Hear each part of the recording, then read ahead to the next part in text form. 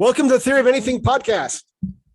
We have a special guest here today, Julian Barbour, who his books, The Janus Point and The End of Time. I have not read them, but Sadia keeps telling me about them, and they were a very big part of my interview with Sadia.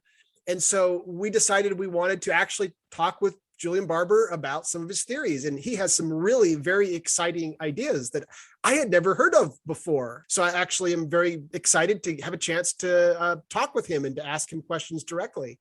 So we also have with us Sadia and Cameo here today. So, hey, everybody, say hello. Hello. Hello. Hi, Bruce. Hello, that's me. Yes. Welcome, Julian. That's Yes, nice welcome. to talk to Yeah, you. welcome, and thank you very much for your time.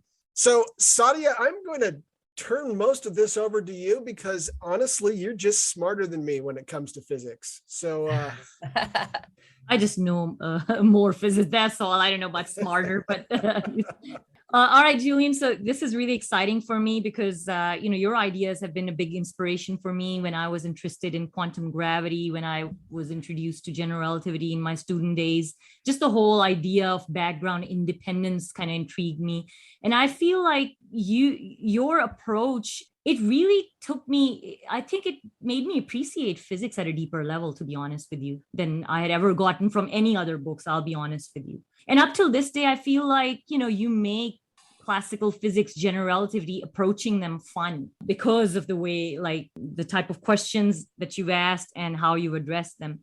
So I wanted to start by asking you about just an intuition that most physicists seem to have about that there should be some sort of I'm not saying every physicist believes in that, but most physicists seem to think that there is some sort of an underlying unity in the universe.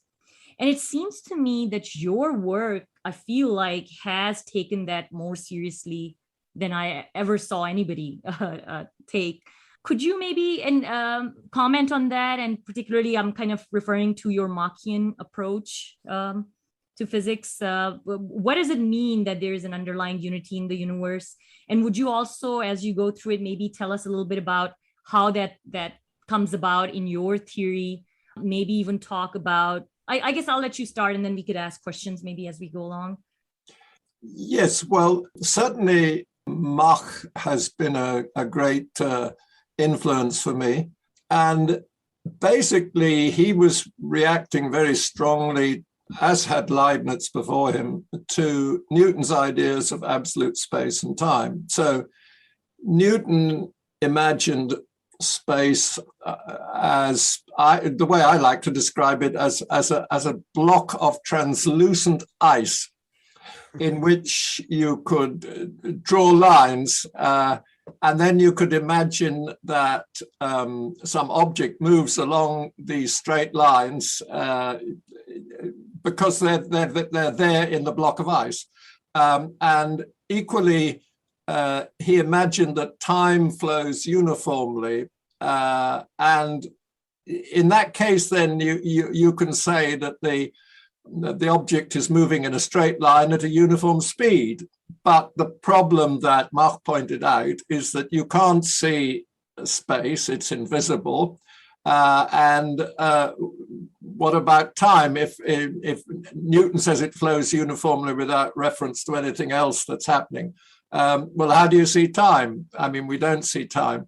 What we see is objects, and we see how they change. We see things change. So Mach has two sayings, which I always repeat, slightly shortened perhaps. One which is often quoted, which is, it is utterly impossible to measure the changes of things by time. Quite the contrary, time is an abstraction at which we arrive by means of the changes of things. And the other one is, he says, the universe is given once only, with its relative motions alone determinable. So that's my starting point. And I think that's not far away from what Leibniz said in a famous disagreement with Newton's ideas quite a lot earlier. And I think that's very intuitive. So then the question is, how do you turn that into a theory? And that's really what I've spent something well over 60 years. It's 59 years since I started thinking about these things.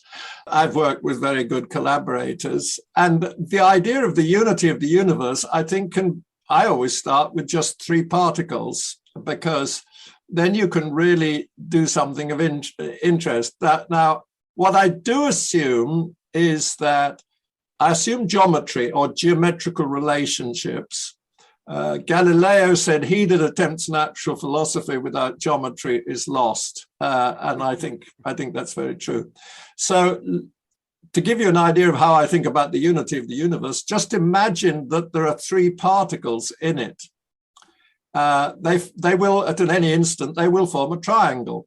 So that's a unity. In many ways, a triangle is the geometrical figure with which we're very familiar. We can all imagine a triangle. Now, if those three particles are the entire universe, that triangle is everything. So what can we say about it? We can't say that it has any size, because there's no ruler outside that triangle to say how big it is. But what we can say is, what is the shape of the triangle? Now, the shape of the triangle is determined by the ratios of the sides. So a triangle has three sides, so you can form the ratio of those three sides. And those determine the internal angles of the triangle, which determine the shape of the triangle. I'm assuming that it's in Euclidean space. And there you have a deep unity. You just can't get away from that. So how far does that answer your question? Well, let me just say that if I only had one particle, there's nothing much you can do with that, because you can't form any ratios. So for me, it's very important that you can always form ratios of things of the same kind. So distances, the three sides of the triangle are all things of the same size. So you form ratios of them. And if you had just one particle, you can't do anything with that. If you have two particles, well, you could say there's a distance between them, but you can't take a ratio of one thing. You'd always just get one. You would divide the distance by itself, and you'd always have one. So nothing could change. So the great thing about three is that things can change. So how do you react to that, Sadia? No, I think that is beautiful. This kind of highlights that relational view that you hold, and that you've really taken seriously. One of the things that I was wondering. Can I ask a clarifying question quickly? Sorry, So you had just mentioned that there's no sizes with three particles. There kind of is, in that they could have different sizes relative to each other. So what you're really saying, I think, is there's no absolute size, but rather you can only like if you had a triangle that was each side was 10, there'd be no difference between a triangle with each side 10, each side 100. What would matter is that they all have the same ratio between themselves. Yeah, it's the ratios that count. And I'm envisaging an idealized situation where the particles are really points. They don't have any size. They are just literally points. One of the really main ideas that we have in shape dynamics is that there is no ruler outside the universe. Tell that to the Marines, that there's something out there that we can measure the size of the universe by. So all you can say, suppose the universe did just consist of 3 points that are always at the vertices of a triangle. All one can objectively say about it is that one side of the triangle is shorter than a different side, and you could say meaningfully by how much. It might be exactly 1/2 the length, and things like that. So basically, you've got 3 sides of a triangle, but there's only 2 ratios. Those are pure numbers. And shape dynamics is just insisting that everything we say about the whole universe should be expressed in terms of ratios like that. Interesting. Okay, thank you. And you also started to mention that there's an assumption here that the points are infinitesimally, infinitely small. Is that also a part of the assumption when we're talking about there's no absolute sizes? that's really as a model. When Newton created dynamics, he talked about bodies, and then within a few decades, mathematicians like Euler and others had idealized that to talk about point-sized bodies and point particles, and the mathematics is perfectly okay. Now, there's still a lot of uncertainty really in the physics community to this day about to what extent you can talk about point particles, or whether you should talk about fields, which is just a distribution of intensity. So I wouldn't say that the point particle, that the particles are exactly points, is truly significant. The really much more important thing is the ratios, that we're talking about pure numbers. Okay, thank you. That answers my question. Sorry, go ahead, Sadia, with whatever your previous question was. Well, I had a previous question, but since there is another thing related to that, I'll just ask now that the point particles or whatever the stuff there is, how does I mean, correct me if I'm wrong in this, that aren't masses assumed to be like, aren't we assuming that there are actually masses? Is mass an assumed concept? Even though I understand that at the end the ratios are left behind, does it matter if you have masses that are unequal versus all equal masses? Yes, sure. Certainly you can assume that these point particles have masses, and as long as you recognize that all that will count is the ratios of the masses. And in Newtonian theory, you assume that the masses remain constant. So basically, if you have 10 particles, you can give them masses, but then you take the ratios of those masses. So you really only have 9 independent ratios, and they are all pure numbers. So the one definite guiding principle of shape dynamics is to express everything in pure numbers. And it's very convenient and easy to construct a model with point particles, which is why at this stage we're doing that. And that already opens up all sorts of interesting possibilities, which to my surprise don't really seem to have been seriously considered in theoretical physics or cosmology up to now. When you so you're also assuming a sort of like a shape dynamic form of the Newtonian potential, right, in there? Yes, that's quite right. So the Newton gravitational potential, that exists between two particles. So you have particles that have mass 1 and mass 2. And so you multiply those masses and you divide by the distance between them. So that's got things that are not ratios. The masses are not ratios, and the distance is not a ratio. But then you add to, if you have a large number of particles, the total potential for the whole complete set is all those products of the masses divided by the separations between the respective particles. And you add that all up, and that is the Newton gravitational potential. So what we then do is multiply it by a quantity which is called the center of mass moment of inertia, or rather its square root, which is equal to what is called the root mean square length. So this is a quantity which has the dimension, it's a length. So if you multiply something which is 1 over a length, the Newton potential is 1 over a length. So if you multiply the whole thing by something which is a length, then you take out the length. So that's got you rid of the dimensions in the lengths. And then you do the same with the masses. You divide by something that's got an appropriate power of the masses. So the moment of inertia has a mass in it. So you have to divide by an appropriate power of the masses. And then you get something which is called the shape potential. And that's been used by people who study Newtonian gravity for a long time. But we're promoting it to much more significance than they have. But it's a well-established concept.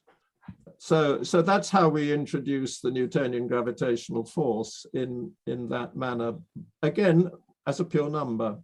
I guess the thing that intrigues me is that how big of a part the ontology where, like, okay, there are masses, for example, that because we know that there are masses and they're correlated with each other using, through the Newtonian potential, but which I understand how eventually in shape dynamics, they're pure ratios. But I was thinking that what if instead of masses, it was something else? Which would also impact, say, the type of potential.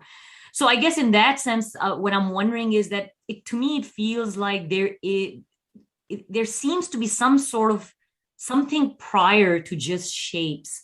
Please, correct me if I'm wrong. Is that something that, don't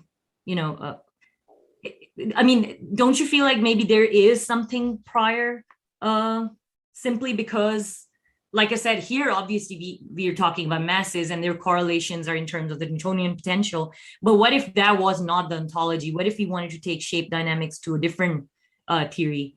I guess electromagnetism wouldn't be that different if we have electric charges. But what if there was some other basic elements with their associated potential? Well, I think there are. This is something which has got to be developed. But basically, over the history of physics, two sort of precise notions have developed. One is the one of point particles, and as I say, that was made firm in the 18th century, really, a few decades after Newton had made his discoveries. And then bit by bit, the notion of a field developed in optics. Light was explained as a wave phenomenon. And then Faraday had the idea of fields of force and lines of force in electric and magnetic fields. And then Maxwell put that together into his wonderful equations of electrodynamics, huge triumph of theoretical physics.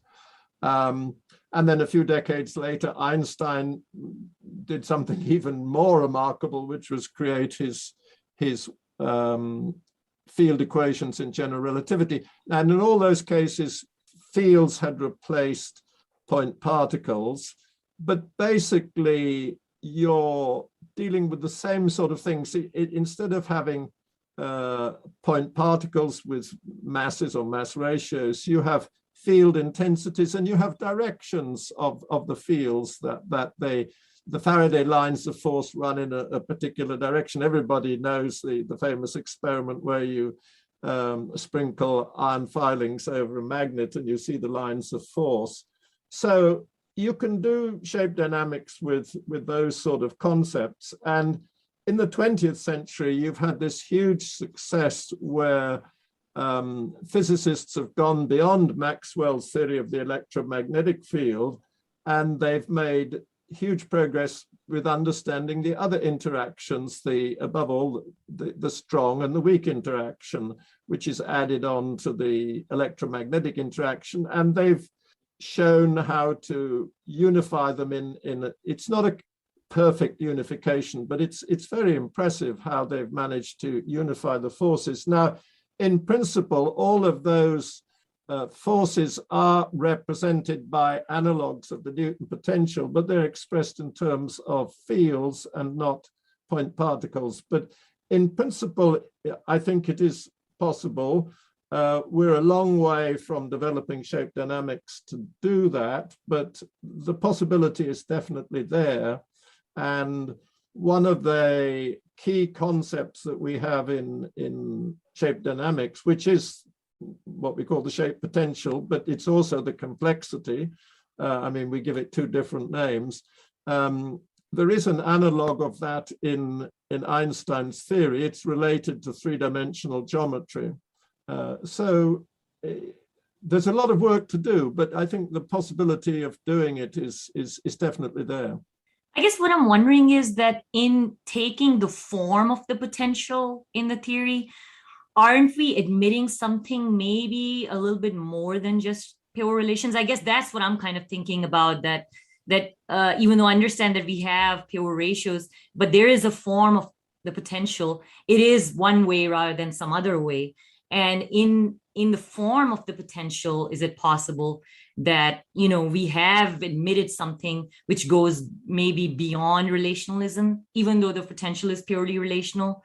I don't know if I'm clarifying my question in a good way. I guess it comes down to really what I really wanted to ask you was that, would you consider yourself a relational purist? Or do you think that there might be something more to the world? Do you think that when we're talking about masses versus charges, could there be something intrinsic that you think that relationalism might miss out? That in some shape or form we're admitting, but we're just looking at it at the level of just relations? Well, I certainly have a lot of confidence in relations and ratios. What is really the whole story of the universe is, of course, another matter. And quite why the Newton potential has the form it does is a big issue. I certainly think that if something has really made all the progress in physics, in understanding the world, that has happened.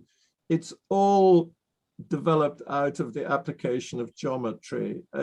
Geometry is not, the Euclidean geometry and the facts of Euclidean geometry are not far removed from our everyday experience. And Galileo has this wonderful saying, which I always quote: "He that attempts natural philosophy without geometry is lost." And there are certain very basic facts in geometry about right angles, the shapes of triangles. You get then from them, you get trigonometry. You can also get spherical trigonometry about how angles and distances on the sky are related to each other, which incidentally was developed before plane trigonometry was, because of applications in astronomy. That happened about 100, 150 years before the Common Era. So that's I think all that theoretical physicists at the moment have been able to work with, really. And in fact, really geometry has come to dominate physics more and more as time passes. So that's my justification for it. As regards the particular form of the Newton potential, it's very, very interesting structure that it has, particularly when you put it as the shape potential, when you make it dimensionless, because there are two. Once you've got the idea of a set of points, and they needn't have masses, you could say they all have the same mass. There is one number which is called the root mean square length. So you take all the separations between the particles, you square them, you add them all up, and then you take the square root of that. That is called the root mean square length. And it's the most obvious thing you would want if you want sort of some average of the diameter of sort of a lot of points in space. If the points in space were bees and you had a swarm of bees, it's basically the diameter of that swarm of bees. And then there's another length that you can define, which is actually just the Newton potential, or rather the inverse of the Newton potential. So that's called the mean harmonic length. So if you had a mathematician who knew all about Euclidean geometry and nothing about gravity at all, but was asked to come up with a mathematical expression which characterizes how much a collection of points is clustered or is uniformly distributed, the most obvious thing it would come up with would be that ratio of the root mean square length divided by the mean harmonic length. And lo and behold, what is it? It's the Newton potential made scale invariant. And I think that's very striking indeed. Interesting. And I guess you also connected it to this concept of complexity that you talk about, right? Well, that's right, because it is exactly the same it is the quantity that we call the complexity, and that behaves in a very interesting way when you actually look at actual Newtonian solutions, how these point particles interact with each other. It's first of all what is really governing the behavior of those particles.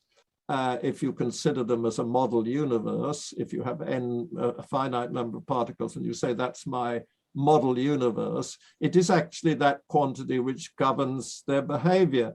And it's also the size of that universe, because how do you measure the size of something? You take a measuring rod, and which is, say, 6 inches long, and you measure any object you've got, the width of your table, by seeing how many times that ruler goes across it.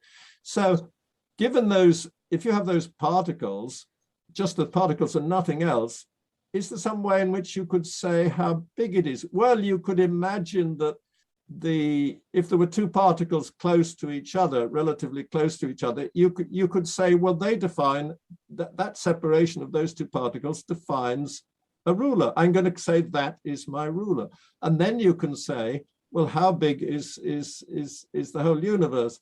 Well, a more sensible way to do that would be to take the average of the short separations and the average of the large separations, and divide the average of the large separations by the average of the small separations. And you would say that's the intrinsic size of the universe. And that, lo and behold, again, is the Newton potential made scale invariant. It's what we call the complexity. It's really quite remarkable how much just comes out of that one mathematical expression. Yeah, that is fascinating. And it's also interesting to me that you and your collaborators have mentioned that how when we look at general relativity in its standard formulation, that there seems to be, could you maybe tell us a little bit about how the scale and size is treated in the standard or the ADM formulation of general relativity versus shape dynamics? Is there some sort of a sense in which because you guys have pointed out that there is the scale seems to be a little bit more absolute in a sense in the standard formulation of general relativity, or? Well, the scale is in the standard formulation of general relativity. Scale is put in a rather unsatisfactory way, I have to say. I mean, I have one of my collaborators. He says, and he's a cosmologist, and he says that the first lecture, when students go to their first lecture on cosmology, they're told that size of the universe is a nominal quantity at the given instant. So they're told that what you say is that the size or the volume of the universe now, if it's closed up on itself as opposed to an infinite universe, but I much prefer to imagine that the universe is in some senses a true unity and closes up on itself in 3 dimensions like the surface of the Earth does in 2. And that's a big, that may be wrong, and that's got to be admitted. But if that's okay, then under those circumstances, what budding cosmologists are taught is that you say the size of the universe now is 1, and that's a nominal choice. And then the size of the universe at any other time is some fraction of that. It may be larger or smaller. And then my collaborator says, and thereafter the professional astronomers seem to completely forget about that and carry on as if size is absolute. And you can see countless examples of that if you read the literature. And in a way, so they know, so to speak, in their brains that there is no ruler outside the universe, but in their gut, they still continue to believe in it. And the same really goes for time. And this is very interesting because Einstein, towards the end of his life, about 7 years before he died, he wrote some autobiographical notes. And he said that he had actually committed a sin when he created general relativity, because he said the theory introduces two completely unrelated concepts. One is the concept of the space-time metric, which tells you how far apart in space things are, 2 points are, or how far apart in time they are. And then he said the theory brings in something completely unrelated without bringing it out of the theory, which are rods and clocks. And these rods and clocks measure spatial separation and time separations. And he said that is, and he says that literally is a sin.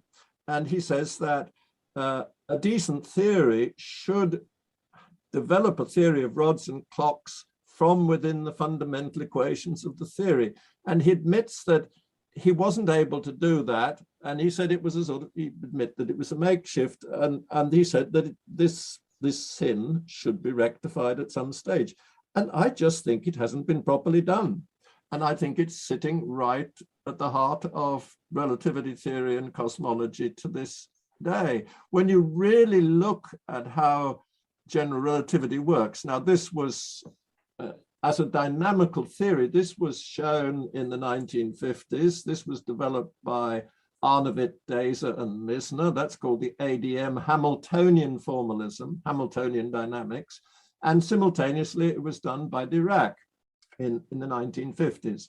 And Dirac was actually so surprised at what he'd found, he said, this result inclines me to believe that four-dimensional symmetry is not a fundamental property of the physical world. And that's actually what started me thinking about, well, what's time then?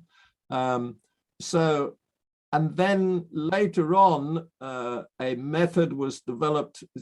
There's very complicated issues in general relativity, how you can actually use it. And well, perhaps let's stop at that stage, because we might come back to that, because you may want to come back and question me about what I've just said. Yeah, actually, I was wondering that how far do you think shape dynamics has gotten to addressing that question? And by the way, this is one of the reasons that I've thoroughly enjoyed following your work. It's really made me appreciate physics at a deeper level. And the sort of questions like what you were saying about cosmology, it's one of those things you do come across and you do wonder what all that means. And then somehow, because you're just bombarded with so much, you're learning so much that you just tend to overlook, but you actually didn't let go of it and actually kept asking those questions. So how far would you say that shape dynamics has gone? What do you feel at this point in time, how successfully has shape dynamics addressed that question that Einstein left and took the operational route?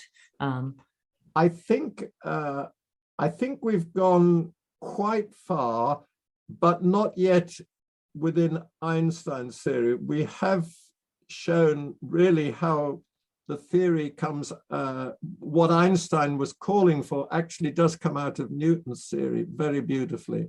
And now, first of all, Newtonian, when you take relational ideas seriously, which go back to Leibniz's criticism of Newton's concept of absolute space and time, and to Ernst Mach's very forceful criticisms in the 19th century, and try and just say that, so Mach said you really got to think about how the whole universe works, and he suggested that the inertial motion, which is so important in Newtonian theory, and it was to formulate the idea of inertial motion, that a body moves, if it's not affected by the forces, that it either stays at rest or it moves uniformly in a straight line at a uniform speed. That was why he introduced the notions of absolute space and absolute time, to give some mathematical meaning to that statement.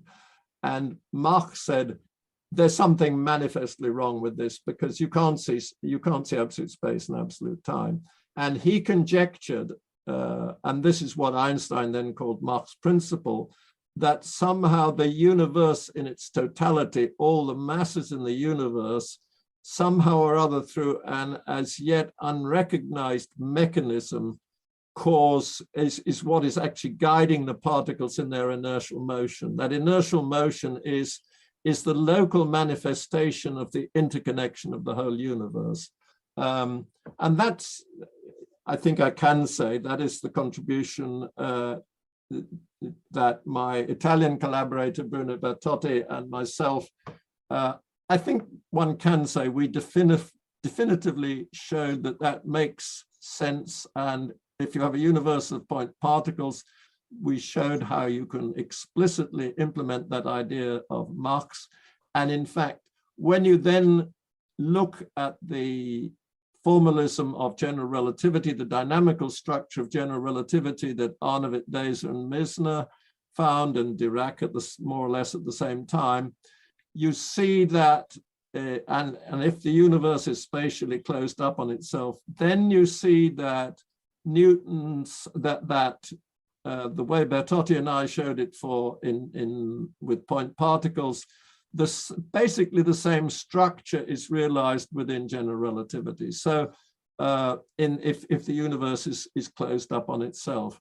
And so I think I'm encouraged by that. And so this is shape dynamics. Now, it's the really important mathematics that goes behind this was, first of all, the work of Dirac and ADM, and then it was followed up another 10, 12 years later by Jimmy York in North Carolina, and Nilo Muraku, the Irish collaborator with whom I worked for 10 years. They did some very important mathematics, which is called solving the initial value problem, which literally lays out the mathematics and proves that it works in a very impressive way, in much more sophisticated way than Bertotti and I did in 1982. But the overall reason why it works is essentially the same. It's an implementation of Mach's principle in that case there. So I'm sorry. I just wanted to say that encourages me. No, you kind of answered actually one of the questions I wanted to ask at the beginning about that Machian unity, that, you know, how in standard physics, you kind of take the inertial frames of reference for granted, and you never really get an answer of, okay, how do the inertial frames of reference come about? Or even the question of what equilocality means, for example, or if a bucket is rotating, how do we know that it's, you know, how do we meaningfully say that if there's water in the bucket, that, you know, clearly we see that there is even acceleration in some absolute sense, but why can't we, according to relativity, say that the universe around it is just rotating around it? Maybe I'm putting too many things here, but I guess what I really wanted to ask was, so it seems to me that there seems to be some sort of almost like a non-local type connection.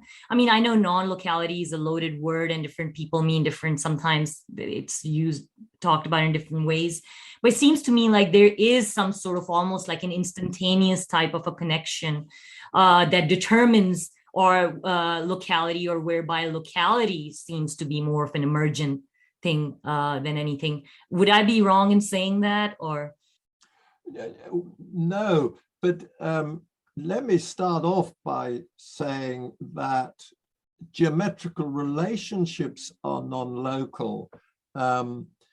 Just imagine, just suppose, I mean, this is just a fact about Euclidean geometry. So you have, so first of all, there are measuring rods, and I call these gifts of nature. I mean, you wouldn't find them anywhere near the Big Bang in time, but shall we say surveyors in Egypt 3,000-4,000 years ago could take bamboo canes and they could survey fields, which they almost certainly did.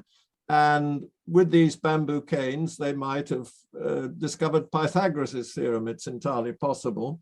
And the great thing about measuring rods is that they don't misbehave unless something is done to them. So you could start off putting two bamboo canes next to each other in Alexandria, And then you could take one of them to Luxor and bring it back again and lay it next to the one that had stayed all its time in Alexandria, and you'd find that they were the same length. And if they weren't still the same length, then it's never too difficult to find out what's gone wrong. Somebody came along and cut a bit off one of them, or one of them's got a bit hotter, so it's expanded a little bit.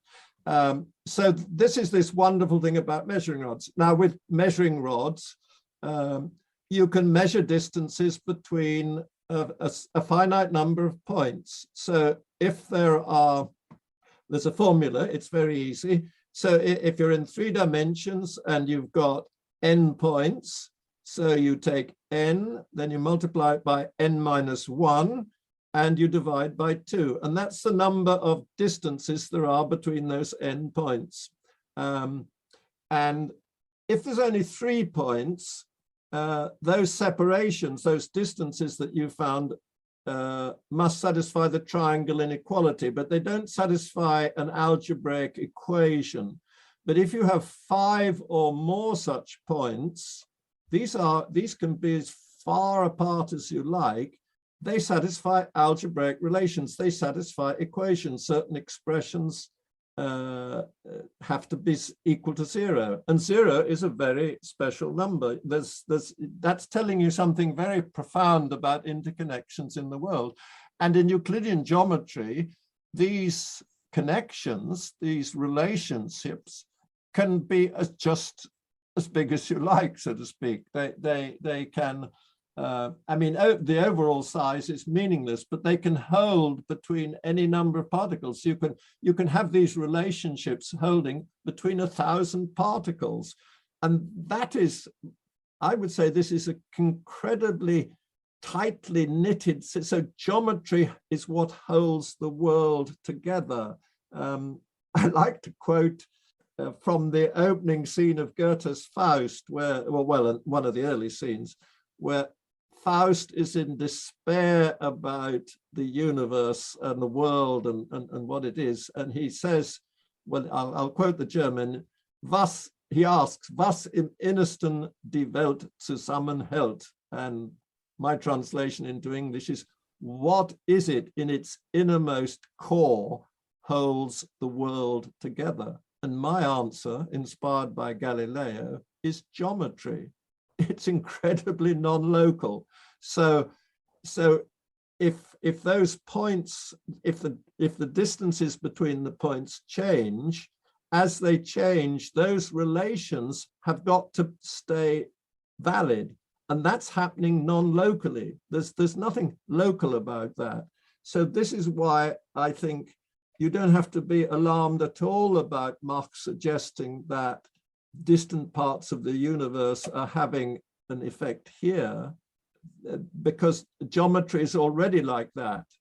And it's the law. The question that really counts is, what is the law that operates when the distances change? And there's a rather natural way to say what that law is. And in the case of point particles, that's the one that Bertotti and I found. And it's a restriction. So you still get Newtonian motions, but they're restricted. They say that a very fundamental quantity called the angular momentum of that system of particles, treated as the whole universe, must be exactly 0. And somewhat related, but this is to do with time, it's very, I won't say it's quite so definite as the vanishing of the angular momentum, but you can also argue that the total energy of the system must be exactly 0. And I don't think once you've got used to it and you've accepted the fact that geometry is this incredibly tight knitting together of the whole universe at a given instant, that this Machian fact about how the universe changes its shape should hold, I don't think that's at all surprising. Yeah, interesting. And then I guess I kind of wanted to, so that would require that the universe is finite, right? Would that also require, I guess the universe have to be closed as well, or? Yes, yes, it would certainly I mean, there is perhaps some possibility that some sort of approximation to Mach's ideas might work in an infinite universe, but I think it's much more attractive to have one that is a true unity. Now that doesn't mean, so the particle model is not completely satisfactory because you always have to have a finite number of particles. You can make it bigger and bigger and bigger, but you're still going to hit up against the end and say, well, I can't let the number of particles become infinite. But if you go to the field ontology, where you're talking about fields, well, then you can have an infinite amount of variety. So as you look out at as astronomers look back to as far as they possibly can in the universe, to whatever it is, 300,000 years after the Big Bang, they see what is called the microwave background. I'm sure you've seen that it's all over the place, this image of the microwave background looking like a rugger ball or an oval with spots on it. And those are the fluctuations of the temperature. They're 1 part in 100,000, tiny fluctuations in the temperature, but there are variations. Now, mathematics is, so to speak, infinitely deep. Those fluctuations could actually, so they spread over a relatively small fraction, so that they're temperature variations of 1 part in 100,000, and they have a diameter. I'm not quite sure what the diameter is, but you've seen that thing. It looks like a speckled rugger ball or an egg. You might even make it so it looks like one of these beautiful Easter eggs that they paint in Eastern Europe. And there's no reason why that detail should not be infinitely deep, because you can go to infinity in the sort of infinitely deep, and you could sort of use a microscope to look ever closer, and you would find that the structure goes on forever. It's mathematically perfectly possible. So in that sense, when you go to the field ontology, you could literally have an infinite universe, and it would be a true unity because it would close up on itself. In other words, we're thinking one way to think of the fields would be you could, to think that there is some sort of almost like there's no bottom layer that you could keep going deeper and deeper, but you're always going to find relations that, you're always going to find relational aspects where everything is just kind of related at different levels. Is that what you're saying? Yes, but yes, if it is that deep, yes, it's perfectly possible. If you have waves, if you have a loop of string, this is like string theory. If you have a loop of string or an elastic thing, you have waves of different wavelengths. They have nodes where the fluctuation is zero, like a violin string, and there's a longest wave. There's one, the lowest frequency and the longest wavelength, and then you just go all the way up to infinity. And in quantum field theory, that's called, then you're getting into the ultraviolet. So when you go to the infrared, you come to an end, but when you go to the ultraviolet, you don't. You can go on dividing forever. So, that's just the same. You can imagine standing in the middle of a circle and seeing dots around the circle equally distributed. First of all, there might be just one dot in one place. Then there would be another dot exactly opposite. Then there would be 4 dots or 3 dots equally spaced with 120 degrees between them. And you could just go on filling dots forever and ever and ever. It'll never stop. But I guess from our point of view, we will always then see the dynamics to be like the universe, the universe to be approximately closed, dynamically closed, because there's always more to it. Would that be the right way of thinking about it? That from our point of view, we will see it as kind of approximately dynamically closed because there's always more to the universe? I don't know if I'm thinking. Well, we wouldn't see if it really goes down forever. I mean, that the structure, the structure never comes to an end. We would never. There would be a limit to what we could see, and I mean that's just a technical practicality. But in principle, it could go on down forever. All right, and I guess a related question that I had was I was listening to David Sloan's talk on that shape dynamic workshop. I kind of looked at his paper too, where he basically did a scale-free, I guess, reformulation of the current theory of cosmology, where starting from a scale-free action, and there was some sort of a friction-like term that he talks about that we're seeing here, that where if you give up on the scale, if the scale is intrinsic, then you end up getting this friction-like term in the cosmology model. So would that be kind of suggestive of this type of openness to the universe? Yes, I guess so. Yes. No, I mean, David's mathematics is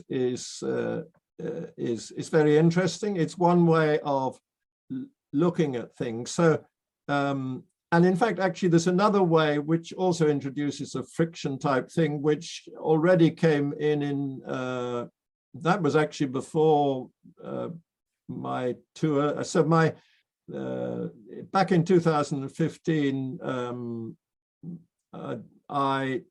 Kozlowski and Flavio Mercati had this paper in Physical Review of Letters, Identification of the Gravitational Arrow of Time.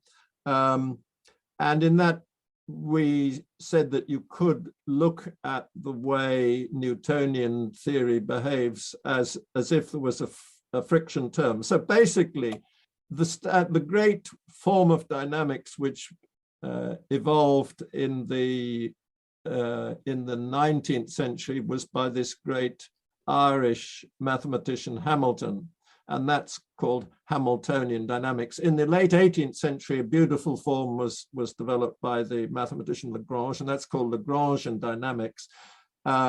And they both derive really from Newtonian dynamics, but they're very elegant ways, and very particularly the one that Hamilton devised, came up with is incredibly powerful and very beautiful. And there's no friction in that. So that will describe a pendulum with small oscillations. Well, it will describe with large oscillations and things like that. So, but you can have also friction terms in the dynamics, but then the dynamics is not Hamiltonian. But the interesting thing is, if you take the scale out of Newtonian theory, and there are various ways of doing it, and David has got one particularly elegant way of doing it, or starting without it even, rather. But it was my collaborators who did the mathematics in our paper in 2015. You can take the scale out of Newtonian theory in its Hamiltonian form, and when you do that, you get a modified form of dynamics, which seems to have friction in it, but it's friction of a rather interesting form, because normally friction will bring motion to a stop. I mean, if you roll a ball on a sticky table, it will come to an end, the motion. But this type of friction doesn't. Things go on forever, but it looks as if they're subject to friction. All right. In other words, like an open system, right? It doesn't necessarily have to be where it's just losing energy, or but it's suggestive of more of an open system, right? Well, once you take out energy is a dimensional quantity. So when you take it out, it's not really such an appropriate concept.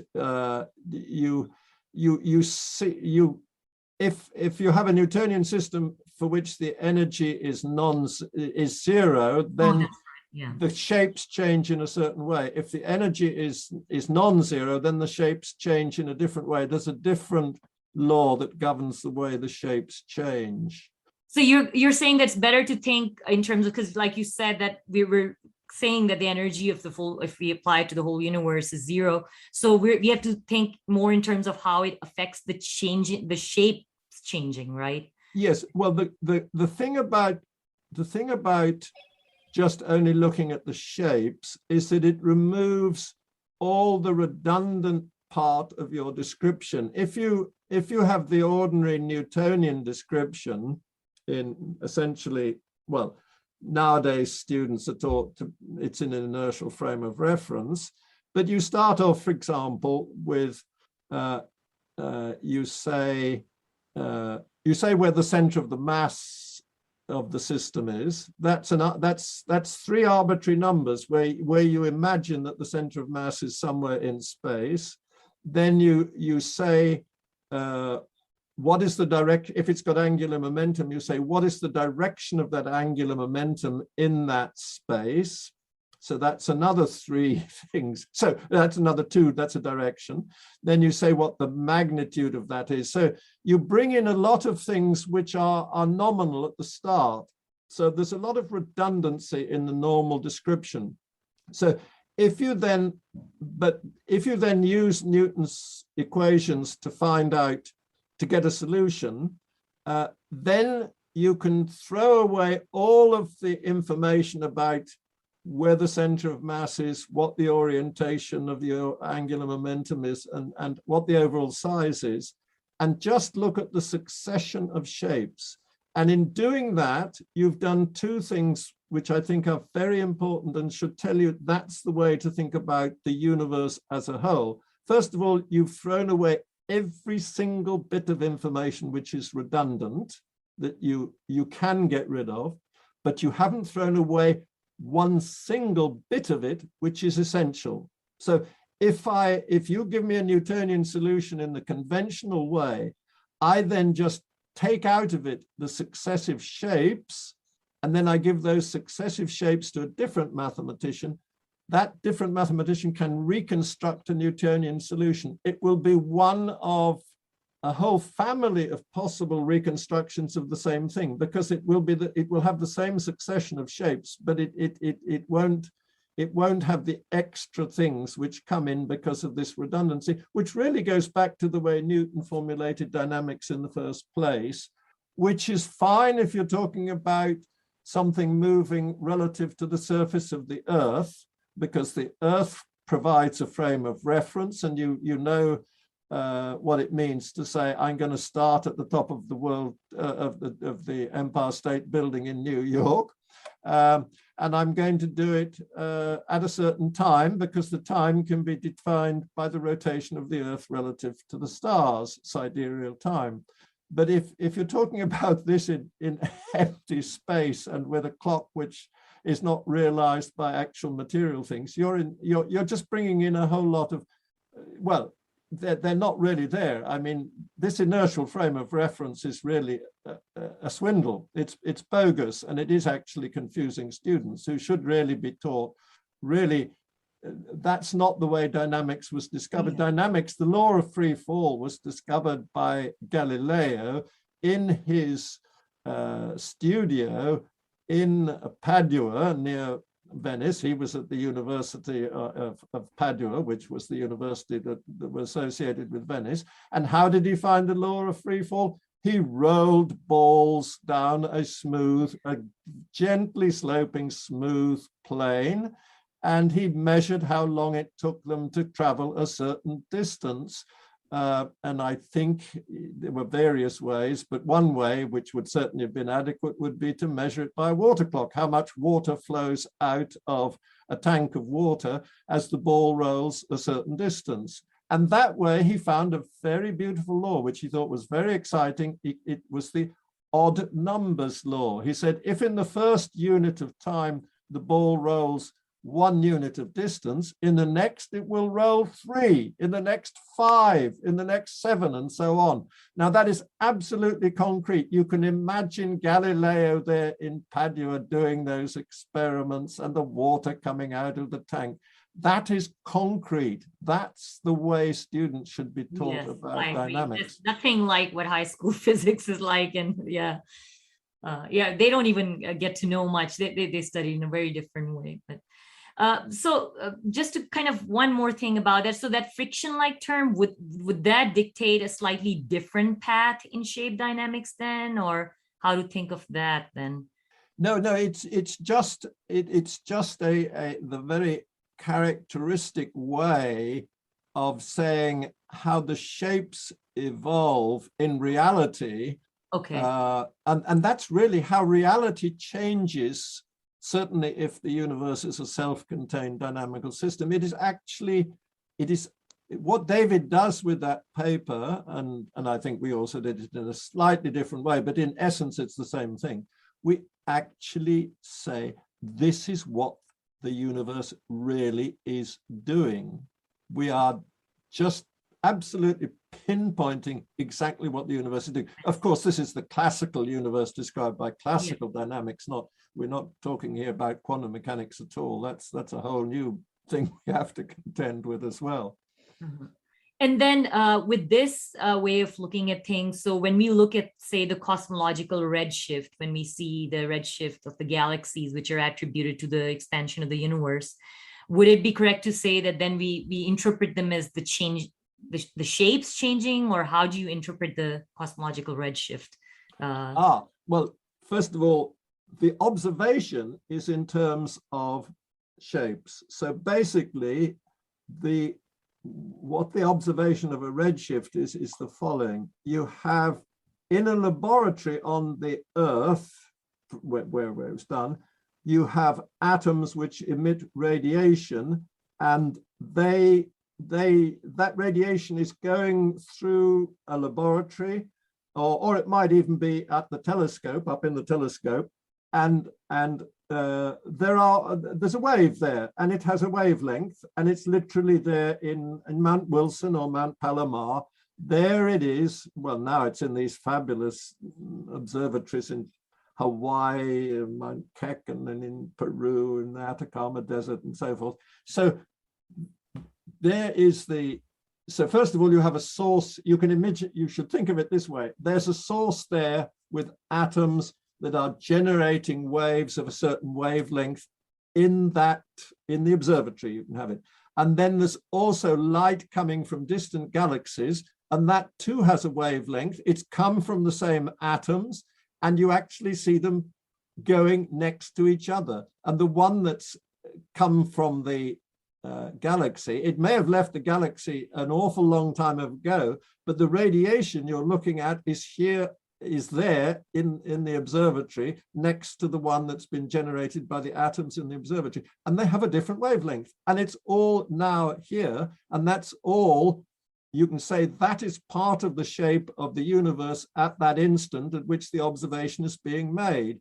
And if you'd made the observation would come out, the ratio of the wavelengths would come out differently at different times. If there were telescopes back much closer to that galaxy that had emitted the things in the time, the ratio of the wavelengths would have been different if that had been made, 2 billion years ago, if it could have been made 2 billion years ago. And maybe it was, maybe there were planets with astronomers doing those things. But it's all, the observations, the facts are all shapes now, in the now. And it's in that sense that we say the shape of the universe is changing. It's not so much really expanding as its shape is changing. All right, thank you for clarifying that. Maybe Bruce, I know you wanted to ask some questions related to thermodynamics. Yes. Yeah, maybe I'll let you do that. Actually, let me ask, what about you? You just said, you stated that very clearly, that it's not so much that the universe is expanding as its shape is changing. that like is mind-blowing for me. I've never heard that before I started becoming introduced to your work through Sadia. But what does that mean? Like, is the universe literally not expanding? Can you help me kind of understand the difference between the shape changing and versus, I can imagine expanding very easily is what I'm trying to say. Whereas I can't quite get into my head what it would mean to not be expanding, but its shape is changing. Well, I should say that this business is still, I would say it's still very mysterious. I mean, there is one sense in which you can say that the universe is expanding, and it does show up in those in how the shapes change.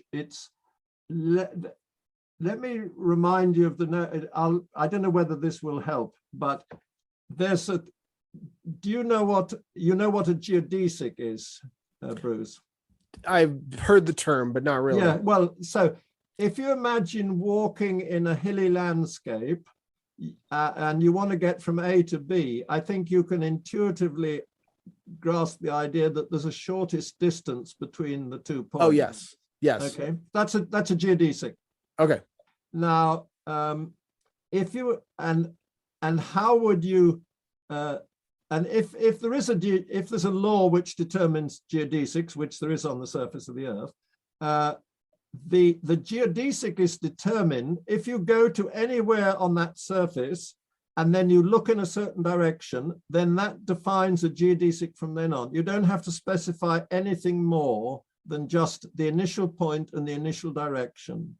And in 2 dimensions, the initial point requires 2 numbers and the initial direction requires only 1, because you only have to say it's an angle between 0 and 360. Sure. Now, what is very, very mysterious, I think, about the expansion of the universe, when you look at it in shape space, although the universe is only at any instant has a shape and that shape is changing, when you want to describe it, you ask, can I describe it? Can I describe the change of those shapes as if the universe was following a geodesic as it's changing its shape?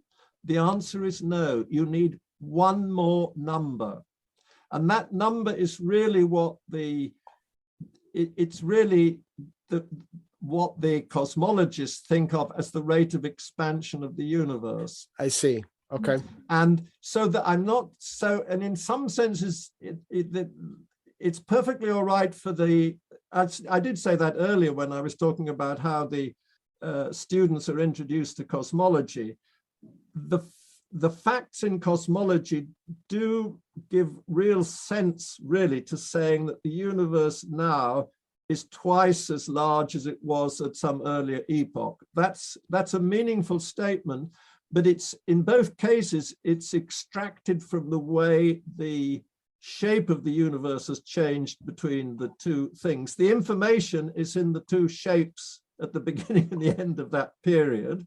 In other words, you're saying that in that sense of looking at things, one size is almost treated as a little bit more physical or absolute, and everything else has increased relative to that. Is that? I didn't quite catch the start of your question, Sadia. Could you say it again? So in the standard way of doing cosmology, one would think as if one of the size, like you're saying, you're comparing the size of the universe to some size that you've already taken for granted as in some sense absolute, whereas in shape dynamics, all that matters are the ratios. So that question becomes kind of meaningless because. Well, I would say it's put in a different perspective. And from my point of view, it highlights a real, what I increasingly think is really the great mystery in cosmology and perhaps in physics, that and this goes back to what I was talking about, a geodesic law. So if you really want to, so the great ideal of a theoretical physicist is to find a law that is more predictive. It's the most, you want the simplest, most predictive law that you can have. And if we're talking about a law in shape space that governs how shapes change, you would want it to be a geodesic law where a point and a direction determines the law. And that is just not the way the universe works. You need one more number. So it's basically, I can tell you what the universe is really doing in terms of my geodesic story. So you've got this clear picture of going along on a hilly landscape between 2 points along a geodesic. And what the universe is doing as its shape is changing, it's not going along that geodesic, but there's constantly something which is tugging it away from the geodesic. It doesn't exactly follow the geodesic. It gets tugged away from it all the time. So it's turning and turning, and it's always being driven to a particular point where this to particular points where the where our complexity or the Newton shape potential, that thing is higher. It's dragged toward this point. So it looks in shape space, it does look like the effect of friction. And that's what David Sloan's talk and paper is about. And that's the way to think about it.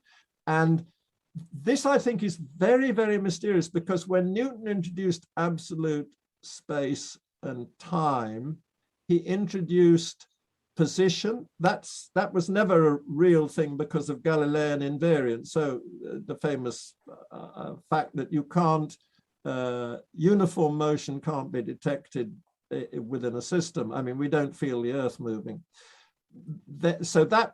Although that appears in Newton's picture of absolute space, it doesn't have any physical effect.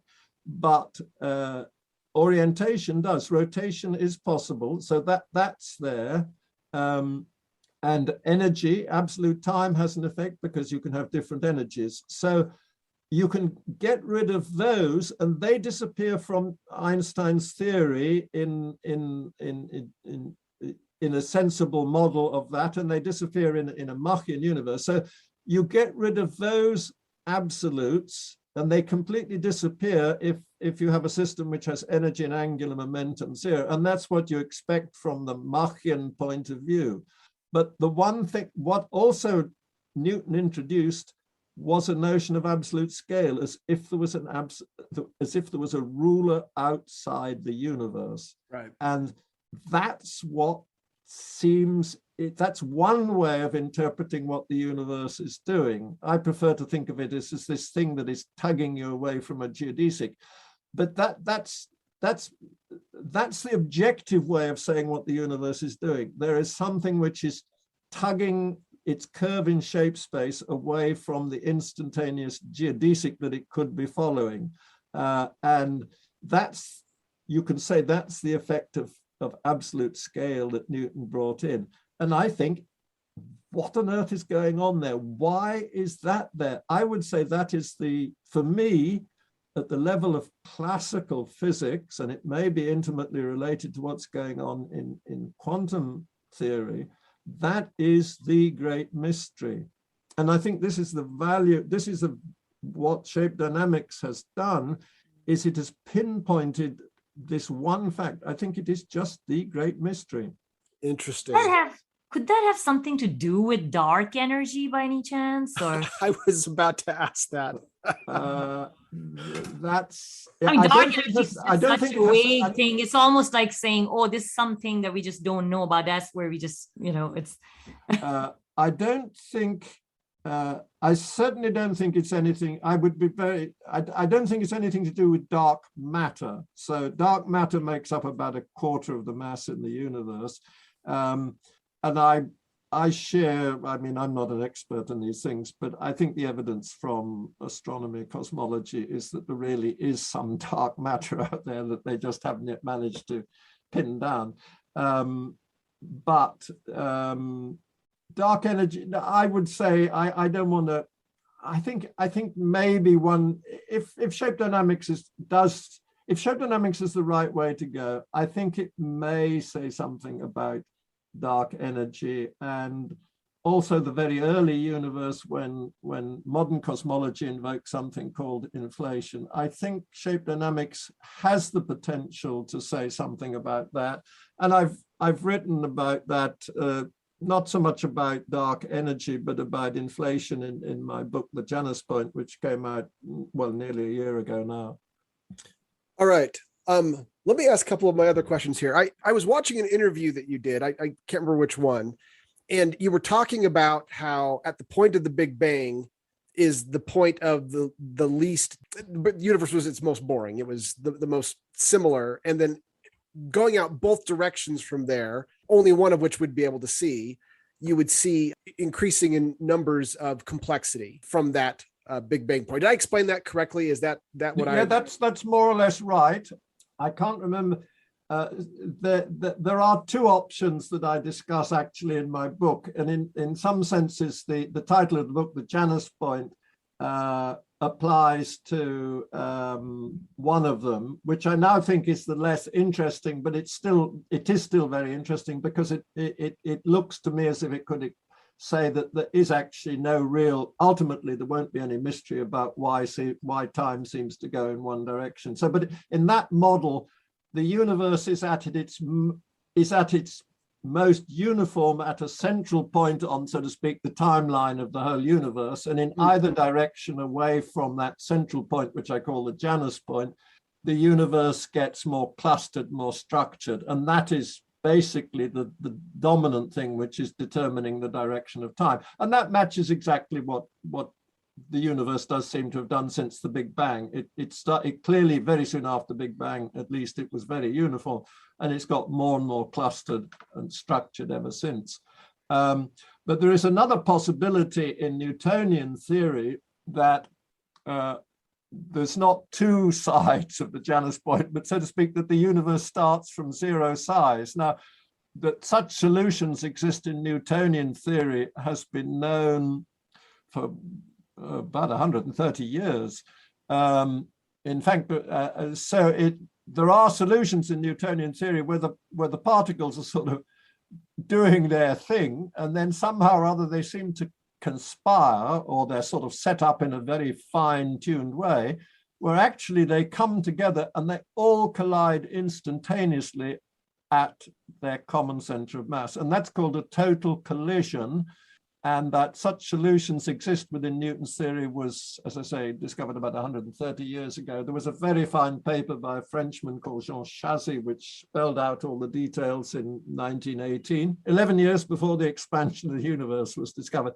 Now, if you reverse the direction of time, which you can do because the Newtonian equations don't distinguish the direction of time, then that type of solution becomes a total explosion. It is a Newtonian Big Bang. And what is very interesting about those solutions is that the shape is very special. It's what's called a central configuration. It's a very interesting shape.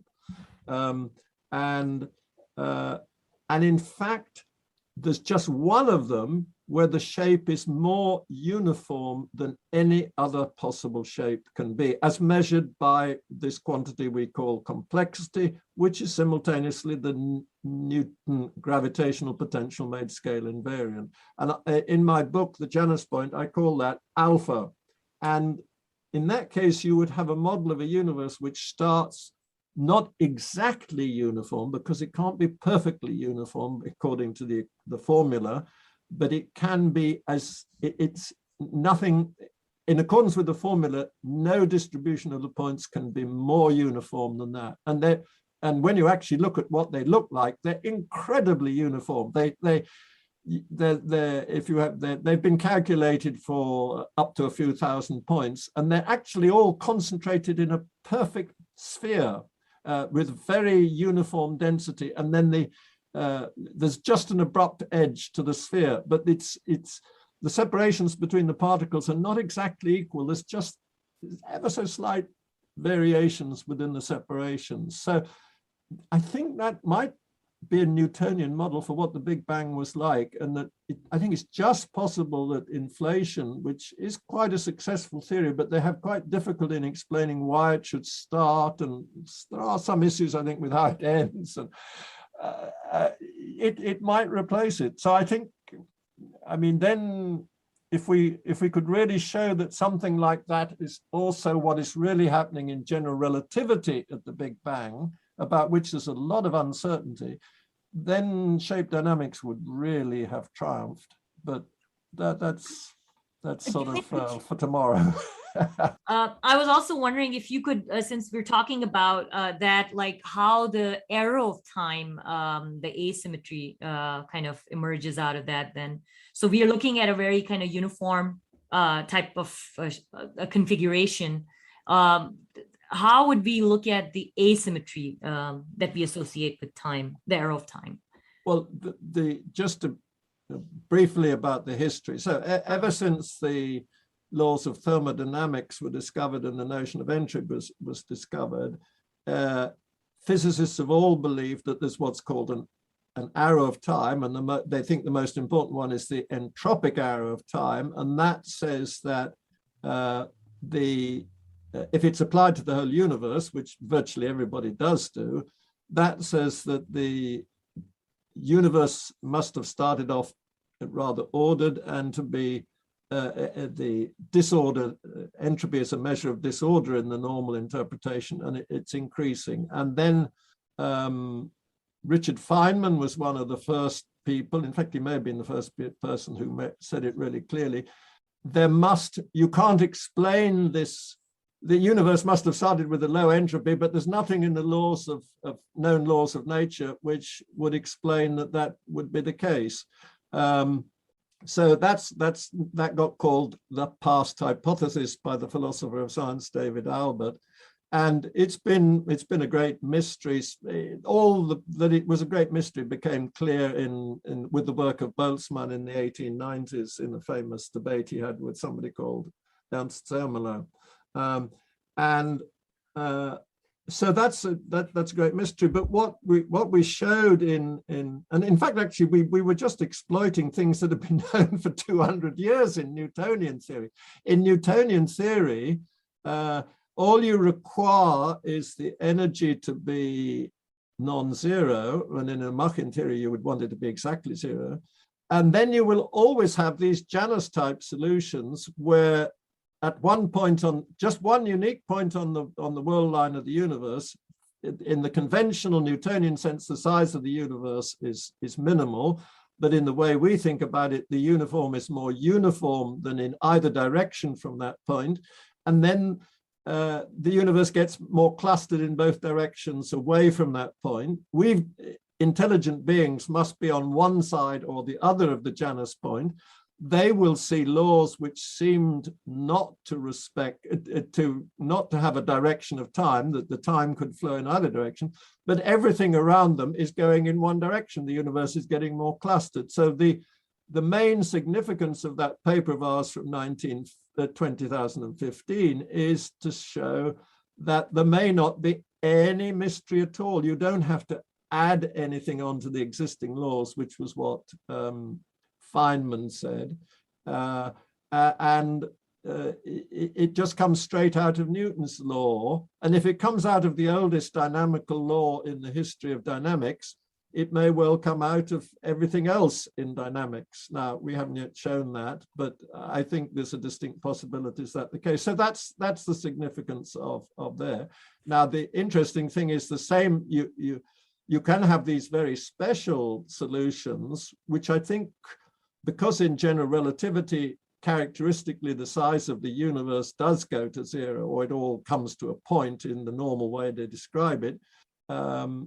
I think that Newtonian model which starts with a total explosion might be a good one. And in which case the universe starts not exactly uniform, but as uniform as it possibly can be. It's born with a few wrinkles, and then they just get bigger and bigger as time goes on. And maybe the arrow of time it could be, completely explained. So let me ask you a question on that. Actually, can I ask a question quickly on that one? Yeah. Would the people on the other side of the Janus Point, would they be, for all intents and purposes, in a different universe? Yes, because you couldn't communicate, and they would have the sense of time going forward in exactly the same as the ones on this side. Right. But okay. I mean, as I say, I'm increasingly getting more attracted to this model where there isn't a Janus point, but the same effect really comes for anybody in the universe, but with the added bonus that if these ideas are right, then we explain why the universe started in such an incredibly uniform way. Okay, go ahead, Sadia, and then I'll ask the next question. So I was thinking about the arrow, like what would be the reason to think that the arrow is pointing away and not towards the Janus point? Is that to do with what we see when we look at the cosmic microwave background radiation? No, well, that's a question of bringing in the other arrows of time. So, and you could think about this in terms of what you call gradients. So you can say this. If you say that increasing clustering is like going up a hill, then you've got a gradient going uphill, okay? So that's one arrow of time, but there are other arrows of time, like our memories. We remember the past, we accumulate more memories. So you could put a gradient there of the number of memories we have, and there's the collapse of the wave function, and there's the increase of entropy and things like that. So the question is, what would justify us in saying that the gradient defined by the clustering, the increase in the clustering, is the same as all the other arrows of time, the one to do with us forming memories, and when you can talk about entropy properly, that should go in the same direction. Well, once in this model of the universe we pointed this out in a later paper than the one that we published in 2015. No, actually, I get it wrong. The one in Physical Review Letters was in 2014. 2015, we pointed out that in such a universe, if subsystems form, they will have negative energy. And as they form, they start to behave in the normal way with, as in thermodynamics, and you would have something like an entropic arrow within these subsystems, and that entropic arrow within the subsystems would point in the same direction as the overall clustering in the universe at large. And I don't think anybody really doubts that the way we accumulate arrows also agrees with the direction in which entropy increases. So I think that's the reason why you would say that's the sensible way to define the direction of time. By itself, you're right, Sadia, you could say just the clustering by itself, you could say the arrow is pointing to or away from the Janus point, or to or away from the beginning of time. But once you add in the other ones, if you've got a theory for the other ones, and we certainly have at least a reasonably good outline of a theory of the entropic arrow, I think that settles it. So in that same interview, you mentioned that as things move away from the Janus point, or whatever we're calling that, complexity increases. And you even went so far to say that this seems like a sort of teleology. Well, now we're getting,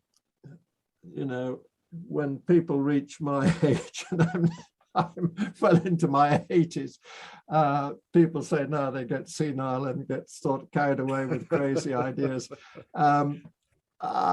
I have to say, I begin to wonder, and I have been greatly influenced, like my friend Lee Smolin, by Leibniz. I introduced Lee to Leibniz. Now, Leibniz is a very fascinating thinker. The great logician Gödel, with his famous Gödel's theorem, was a great admirer of Leibniz. So Leibniz talks about perfection of laws and perfection of the universe. Well, I already mentioned that the ideal of a theoretical physicist is to find a theory which is perfect and more predictive than any other theory. So Leibniz was sort of advocating things like that.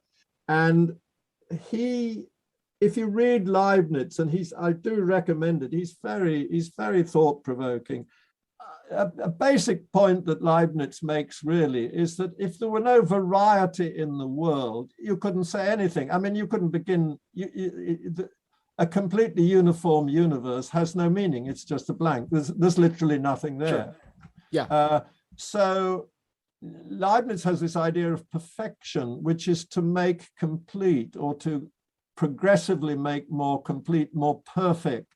And so that suggests that a universe which starts off with very little variety would get more interesting, it would get more perfect if the variety increases.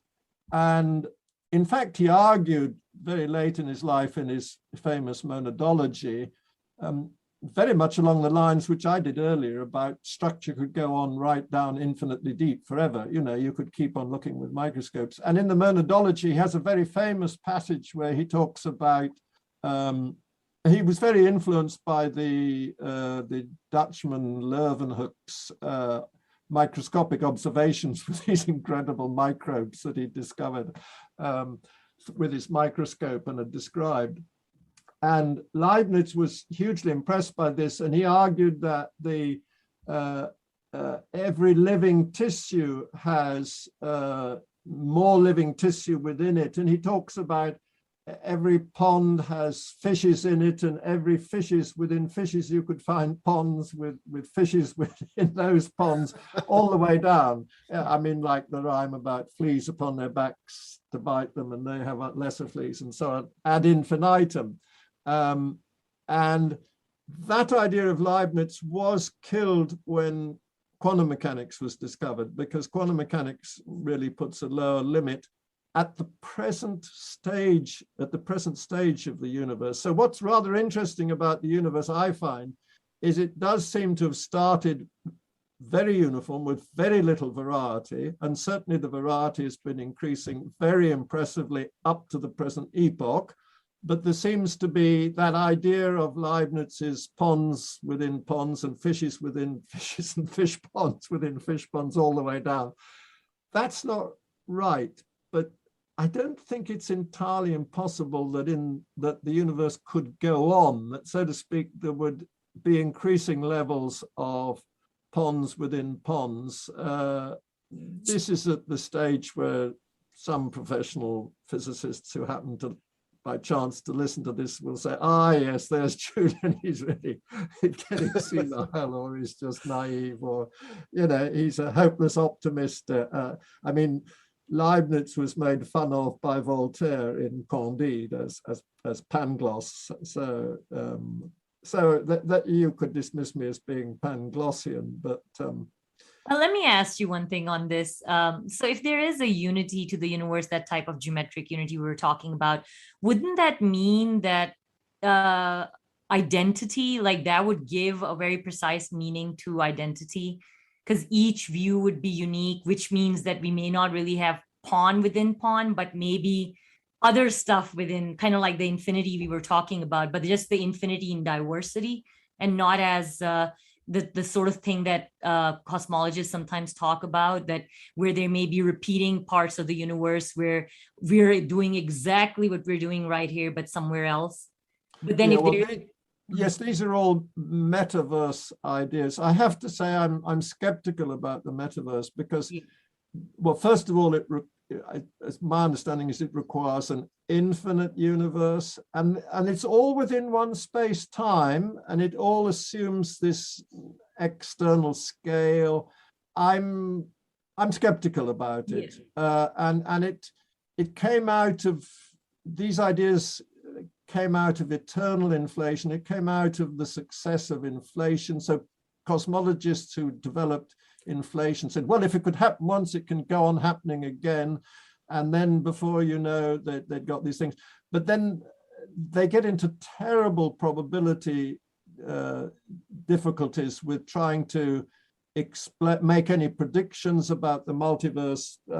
Lee Smolin has written very effectively about this, and so have other people. So I put more faith in there being just one universe. And then it is very Leibnizian that you could look. I mean, Leibniz says that monads, and he identifies us with monads, he says we are just views of the universe from a particular point of view. I think that's quite an idea.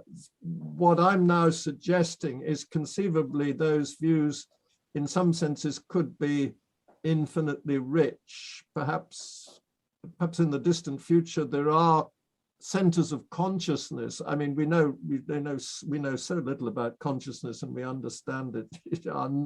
Our understanding of consciousness is pretty limited. Maybe there are richer things in the future. Who can say?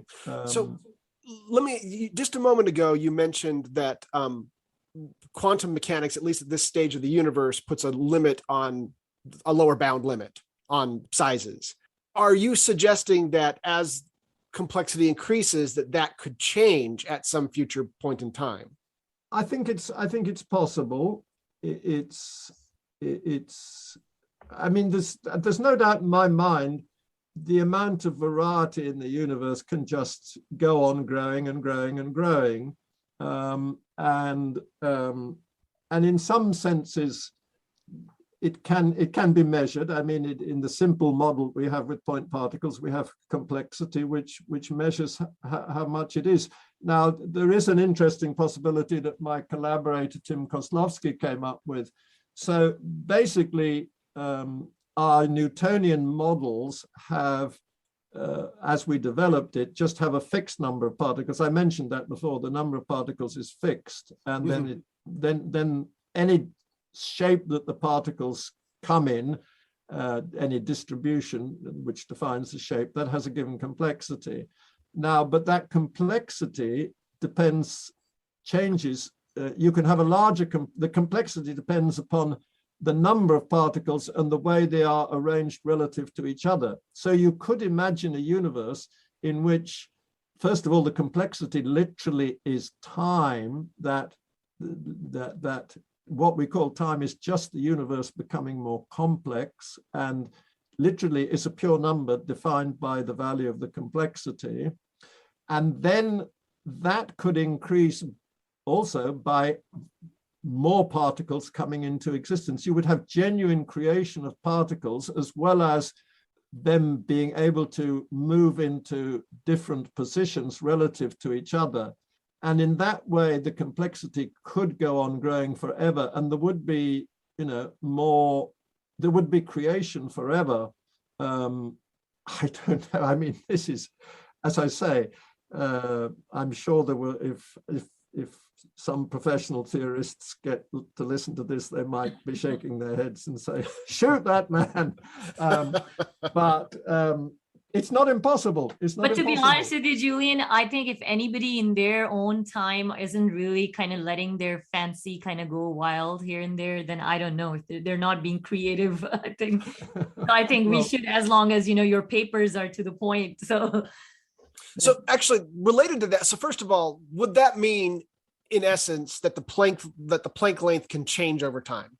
Well, the way I think, well, sort of all the Planck length changes compared with in standard cosmology. The Planck length changes relative to the size of the universe. So the normal size of the universe that cosmologists talk about is the Hubble radius, and very soon after the Big Bang, the Planck length was not much different from the Hubble radius. Now it's a tiny fraction of it. I don't, just guessing it. Is it 1 part in 10 to the 60 or something? It's a tiny fraction of the Hubble radius now.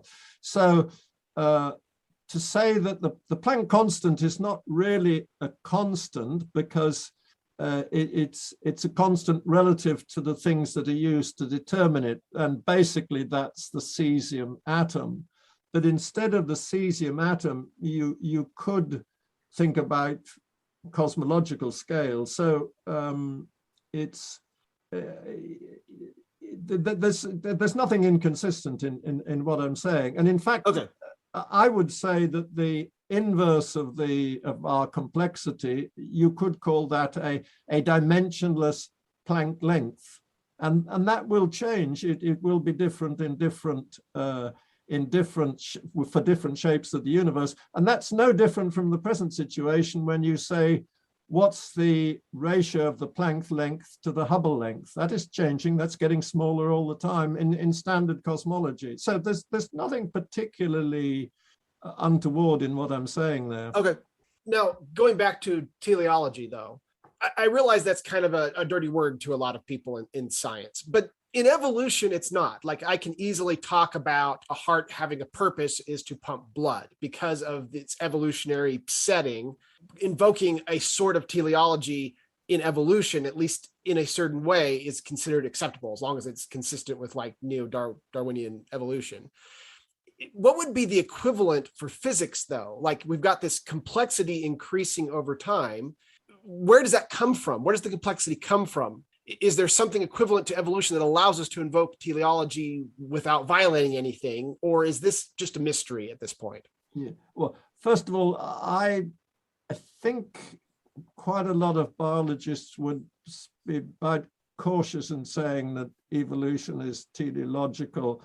I mean, there is this thing that I think the human brain now is 10% smaller than for the Neanderthals, and that's just because we've got much more efficient at getting food, so we don't have to have such big brains to know where all the food sources are or things like that. So, I mean, evolution doesn't necessarily always go in the same direction, but that's a minor issue compared with this. Yeah, it's.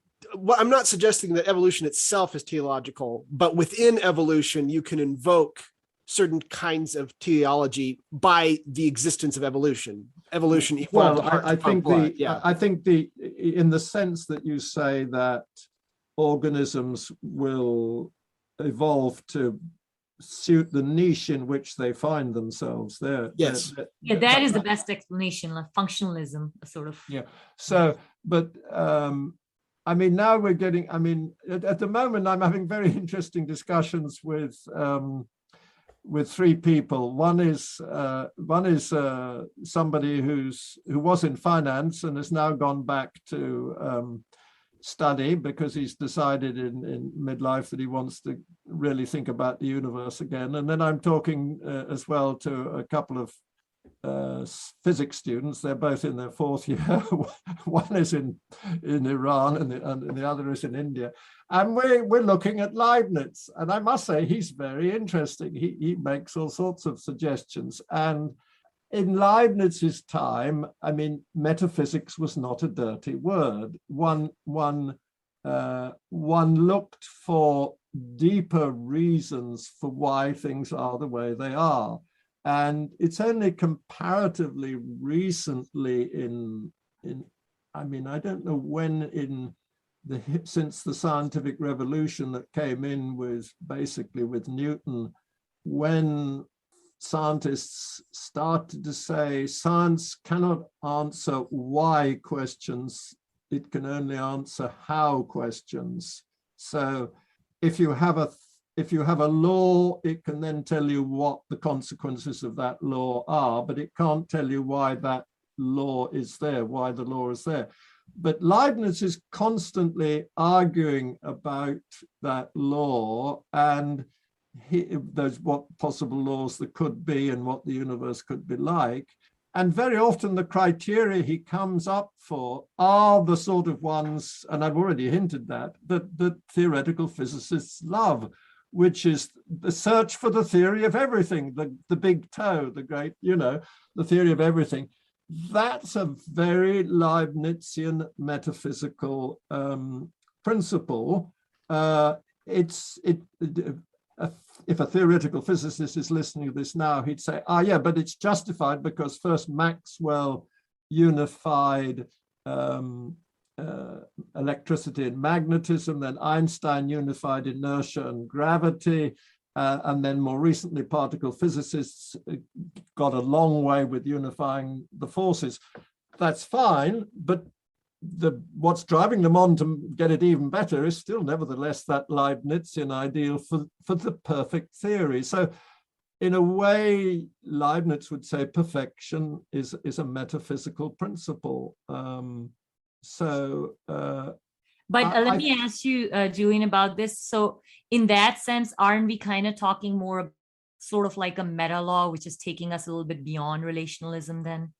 Well, we may, but Leibniz is I think Leibniz would, I mean, I said early on, I'm sure some years ago, well, it's about 40 years ago, I read that Leibniz reserved, he wrote very little in German, but apparently what I read was that he expressed his deepest thoughts in German. And in one of his German writings, he says that variety is reality. That is what reality is. And that very notion, if that's what he said, and I keep on trying to, I mean to try and search for that, and every time I meet a Leibnizian expert and I say, is that what he said? And they said, yes, he did say that. And then I said, can you send me the reference, please? But I never get it. But it makes perfect sense from, I mean, everything I've read of Leibniz, that makes perfect sense, that variety is reality, and then perfection will mean perfection. The etymology of perfection is to make complete. Perth is thorough, through to go through something perfectly, and perfect is from facere, to make. So it's to make something perfect, and so the idea that the ideal law of the universe would be to increase variety forever is not unreasonable, and it does come out of Leibniz's way of thinking, and certainly I'm finding it very stimulating discussing it with these people, and the three of them really are very interesting, and I mean, at least the one from Iran is very knowledgeable about philosophy, and he's very sharp, comes up with very interesting comments. I'm getting a little less worried about coming up with a little bit of metaphysics, but making clear what the idea is, and one has got to have some stimulus to look for a law. And my goodness me, the universe is damnably fascinating when you think about consciousness and all these issues. Maybe we do have to think a little bit out of the box. I agree with you, because to be honest with you, when I look at the world around me, I feel like this sounds like a pretty reasonable thing to say.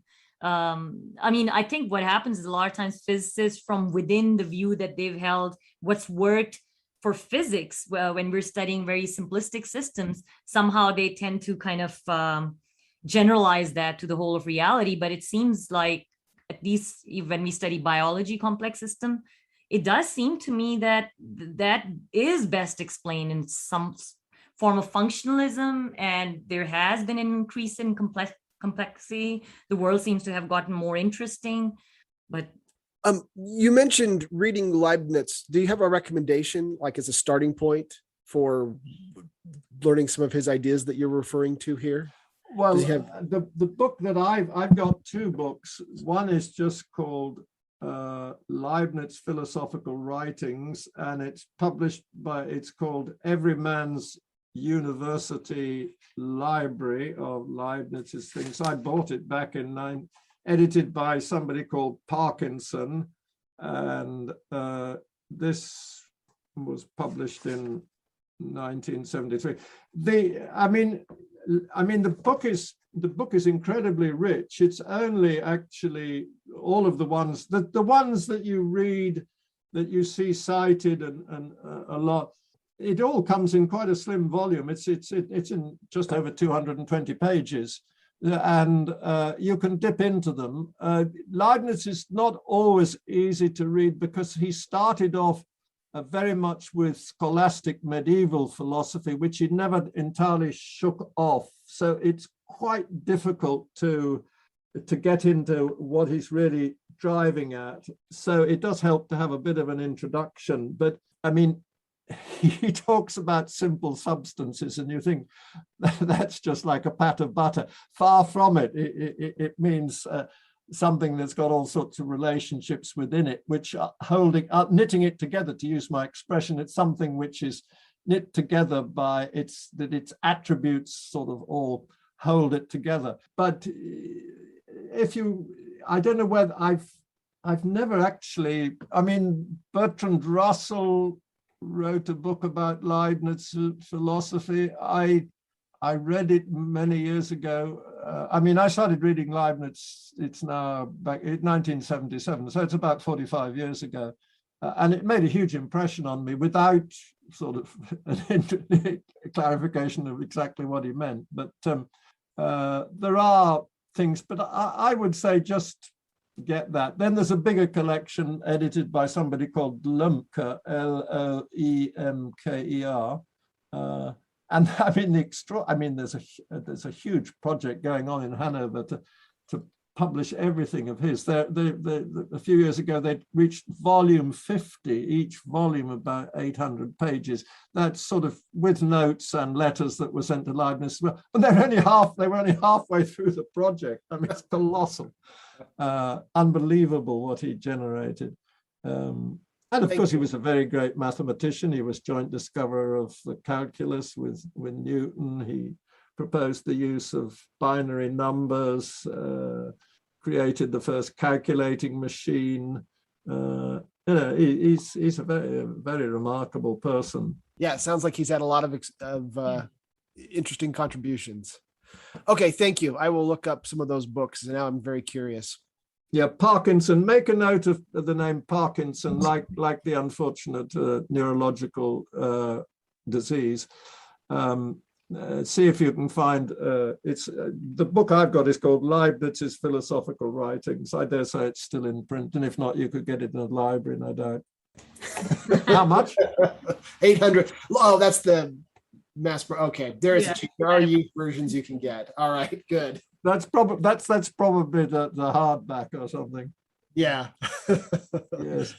All right. I'm quite intrigued that my first book, which came out as a hardback, is Absolute or Relative Motion. If you try and buy that on Amazon, it's around $900. Well, I must say, I highly recommend that book. Like that's a beautiful book to read. Yeah, in a way, that's the one that gave me more satisfaction than any other. Particularly, what I really loved was discovering what Kepler had really done. It's a phenomenal achievement that Kepler had. And that's actually, by the way, which gives me so confidence in saying that it's geometry that holds the world together, because Kepler really was the first person who, in his mind's eye, could travel in space and imagine that he could go anywhere. He was always sort of saying, what will the solar system look like if I were on Mars, when from the Earth, Mars is in such a direction relative to the fixed stars? Then I'm going to imagine myself, I'm going to then know, if I were on Mars, I would know where I would see the Earth from against the background of the stars that way. And then he could use that to check various conjectures. It's just phenomenal. He did that. And he also wrote one of the very first science fiction novels, which is an imagined journey to the moon. Well, we're quite a bit over time, so we probably ought to wrap up. And it's about time for me to start making my supper. Yes. Yeah. Anyway, good to talk to you both. Good to talk to you, Julian. Thank you so much for your time. This was such a treat. It was awesome. Well, it was a pleasure. Okay. Right. There you are. Bye then. All right. Bye-bye, Julian. Bye-bye. Bye. The Theory of Anything podcast could use your help. We have a small but loyal audience, and we'd like to get the word out about the podcast to others so others can enjoy it as well. To the best of our knowledge, we're the only podcast that covers all four strands of David Deutsch's philosophy, as well as other interesting subjects. If you're enjoying this podcast, please give us a 5-star rating on Apple Podcasts. This can usually be done right inside your podcast player, or you can Google the Theory of Anything podcast Apple or something like that.